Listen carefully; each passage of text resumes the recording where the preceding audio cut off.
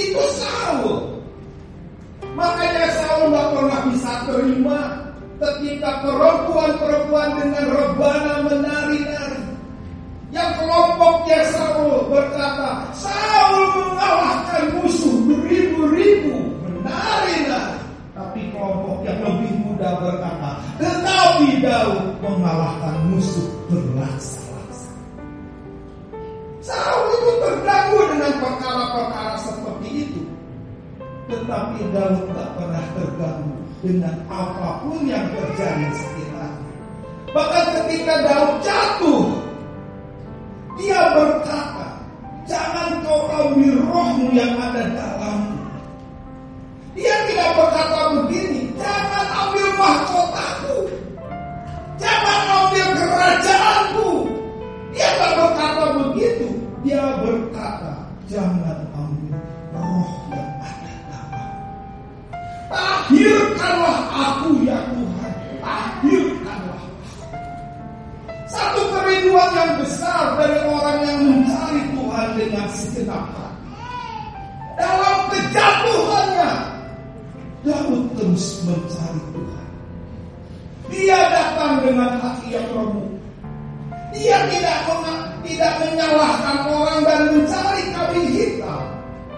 Dia hanya berkata kepada Tuhan, jangan kau ambil rohmu dalam.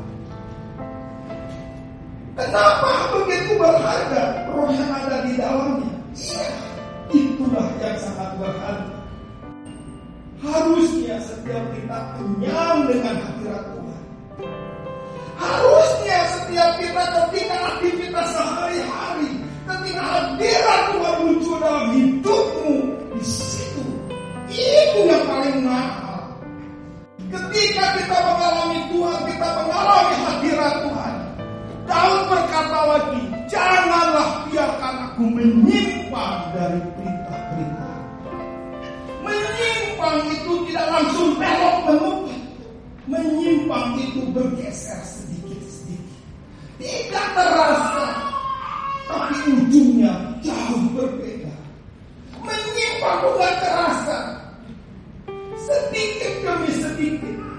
Tetapi lihat, tiba-tiba hatinya tidak lagi terarah kepada Tuhan. Itu Daud mengatakan sebuah kalimat yang bagus tentang perjalanan hidupnya di hadapan Tuhan. Dengan segenap hatiku aku mencari Engkau, janganlah biarkan aku menyimpang dari perintah-perintah. Mencari Tuhan dengan segenap hati adalah dasar persekutuan untuk masuk ke dalam keintiman bersamanya.